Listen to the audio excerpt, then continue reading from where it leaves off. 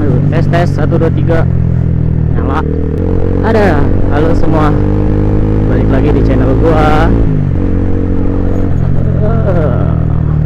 Di video kali ini gua mau bikin video tapi di malam hari lagi. Ya karena emang gua lebih sering keluar malam sih daripada keluar siang ataupun sore. Soalnya gue tuh bingung kalau misalnya mau bikin video siang itu gue mau kemana gitu, kayak cuman muter-muter doang, kayak misalnya keliling jalan atau ya keliling jalan sekitar komplek gue lah. Kalau misalnya gue bikin video siang tuh udah gitu kayak mungkin agak sedikit mager aja sih kalau ngelakuin kayak gitu ya. Kan kalau misalnya ada tujuan, kayak misalnya nih kalau gue keluar siang terus ada tujuan gitu kan, kayak lebih enak aja bikin videonya, kayak apa ya, kayak bikin pas gitulah. Nah berhubung karena emang gue keluarnya seringnya malam, ya udah gue bikin videonya yang sesuai dengan aktivitas gue aja. Kayak misalnya lagi keluar malam nih, lagi ada acara, ya udah pas di jalan mau ke tempatnya itu gue bikin video gitu.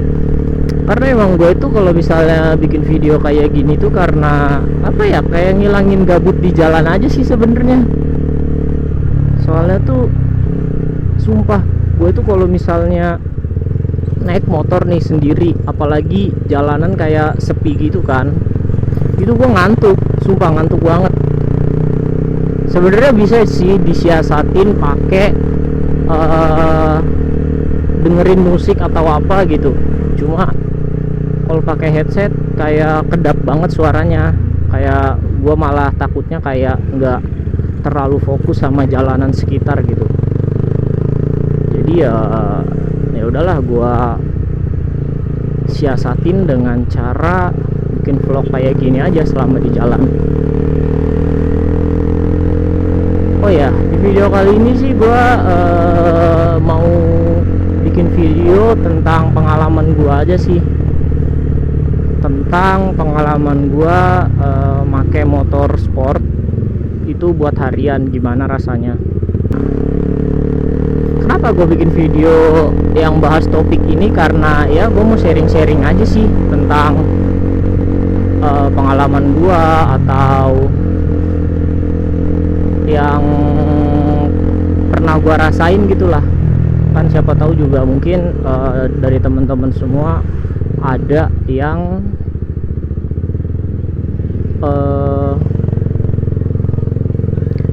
yang masih bingung nih buat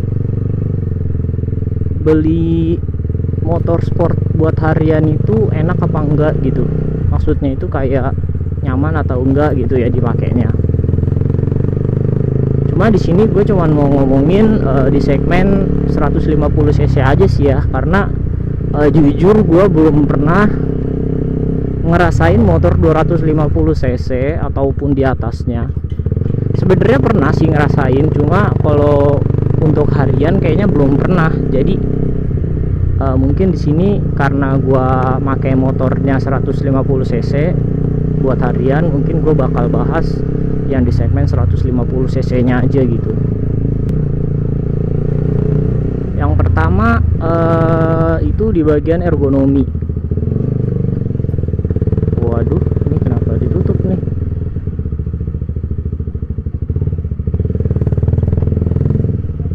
Wah, ini jalanan, ya ampun. Ya, balik ke topik. Di sini sih kalau misalnya ngomongin ergonomi berkendara itu kayak balik lagi ke motornya sih ya. Kalau kayak misalnya nih kan motor gua saya bayar 150, dimana stangnya itu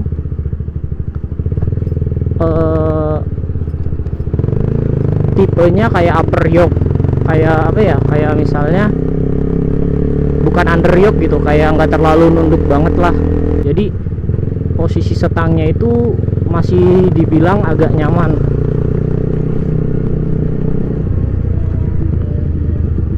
Jadi yang gua rasain selama ini sih kalau buat masalah ergonomi karena gua memilih motor yang posisi stangnya yang enggak terlalu nunduk, jadi ya menurut gua nyaman-nyaman aja sih.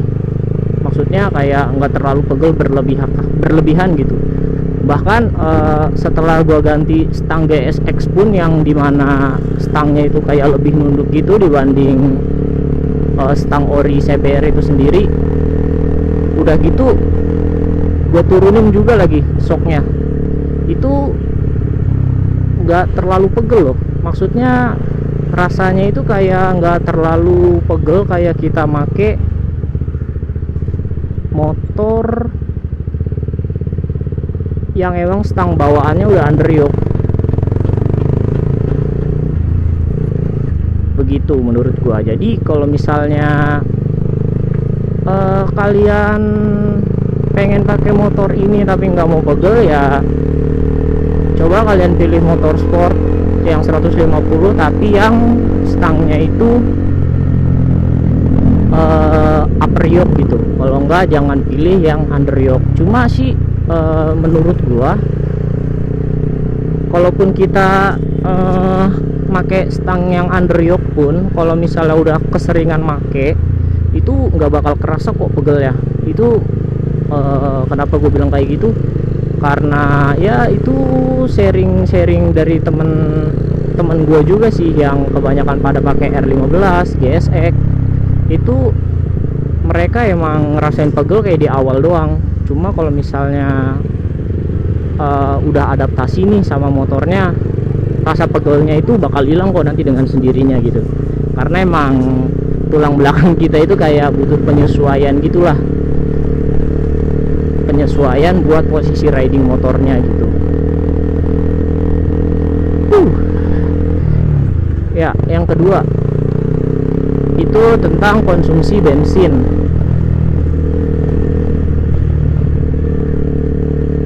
Kalau buat konsumsi bensin sih setiap motor beda-beda ya. Gua kayak kurang tahu berapa patokan dari tiap motor gitu tentang konsumsi bensinnya. Cuma kalau misalnya buat gua di sini kalau buat konsumsi bensin sih ngomongin yang motor yang gue pakai aja sih ya, mungkin bisa buat jadi patokan juga kalau misalnya kalian mau beli motor yang tipe lain. Kalau buat motor CBR sendiri sih konsumsi bensinnya, karena emang cc nya nggak terlalu gede juga kan, itu cenderung irit kok. Gue waktu itu pernah dari Bandung ke Tangerang, itu gue cuman isi bensin 80.000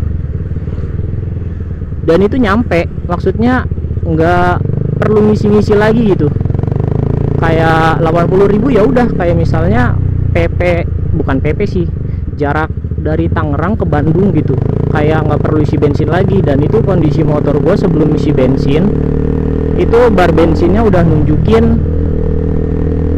angka 1, udah 1 bar gitu, tapi kedip-kedip gitu. Nah kalau misalnya di ibaratin nih ya, kayak dikira-kira lah, kalau di motor gua kalau misalnya udah kedip-kedip itu mungkin bensin yang ada di tangkinya itu tinggal sisa 1 liter atau 2 liter gitu. Nah jadi itu kalian bisa simpulin sendiri deh, motor ini tuh sebenarnya irit atau enggak gitu. Cuma kalau menurut gue itu irit banget buat ukuran motor sport sih. Cuma itu gue bawanya dalam kondisi santai ya, kayak ya rata antara 80 sampai 100 gitu, nggak lebih dari 110-an. Jadi ya stay aja di angka 80, paling kenceng 100 gitu, karena emang waktu itu gue bawanya santai. Kayak misalnya jalan kosong gue baru bisa nyampe 100 atau sebaliknya gitu. Jadi untuk konsumsi bensin sih menurut gua irit. Cuma ya itu tadi tergantung pemakaian kalian gitu. Kalau misalnya kalian makainya kayak betot-betot gas atau kayak stop and go terus tapi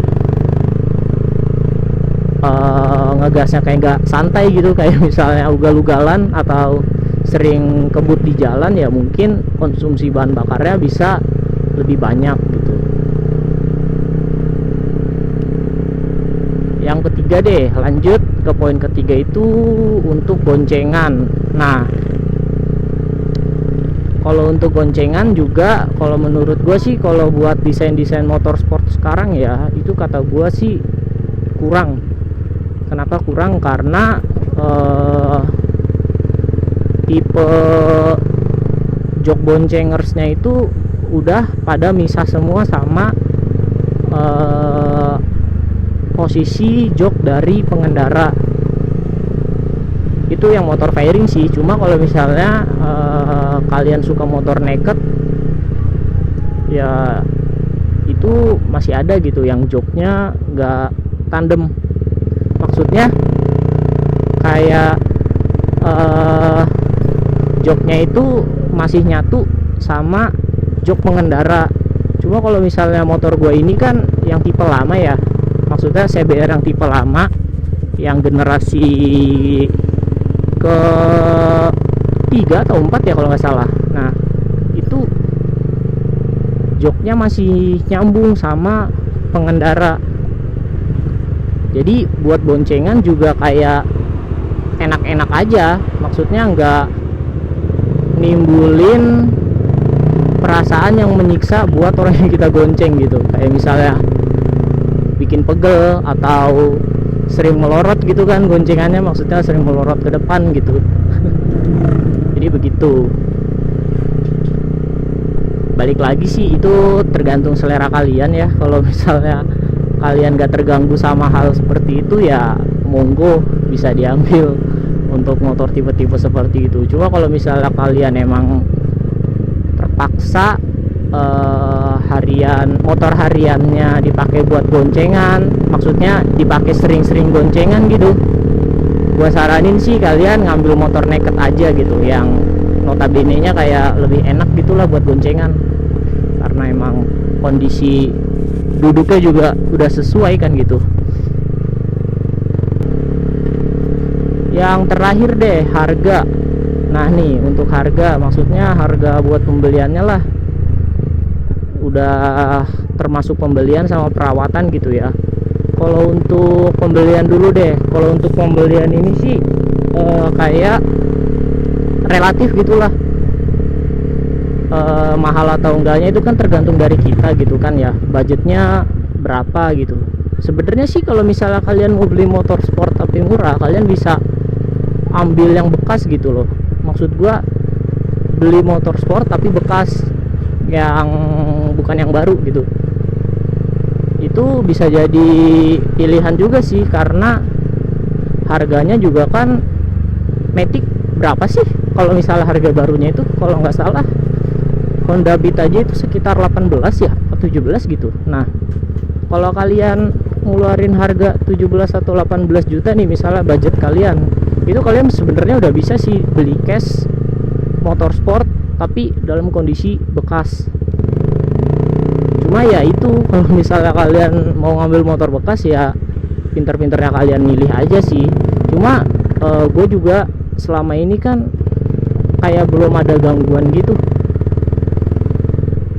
Cuma sih kalau dari pengalaman gue, karena gue juga kan gue ketinggian, karena gue itu pengguna motor bekas juga. Gue dulu beli motor second, alhamdulillah sampai sekarang sih motor gue belum ada gangguan gitu. Maksudnya belum ada gangguan yang terlalu mengganggu gitulah, kayak misalnya harus turun mesin atau apa gitu.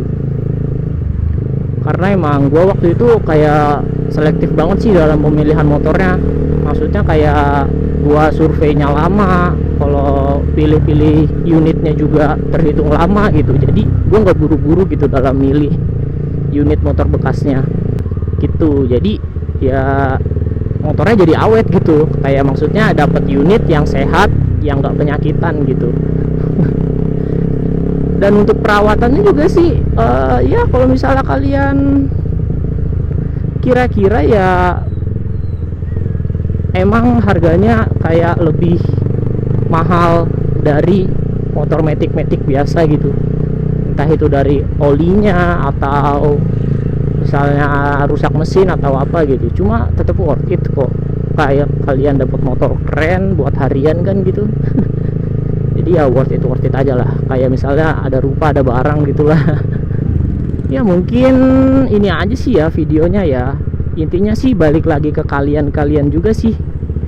Kalian mau milih motor bekas buat harian, motor bekas, motor sport buat harian atau enggak, itu balik lagi ke kalian sebagai user gitu. Cuma kalau menurut gua ya worth it aja lah. Gitu. Nah mungkin sekian aja videonya, karena gue juga udah mau sampai tempat tujuan gua. Jangan lupa like, komen, dan subscribe video gua kalau misalnya kalian suka. Dan buat yang udah subscribe sama nonton, gue ucapin terima kasih banyak karena udah nyempetin waktu buat nonton video gua.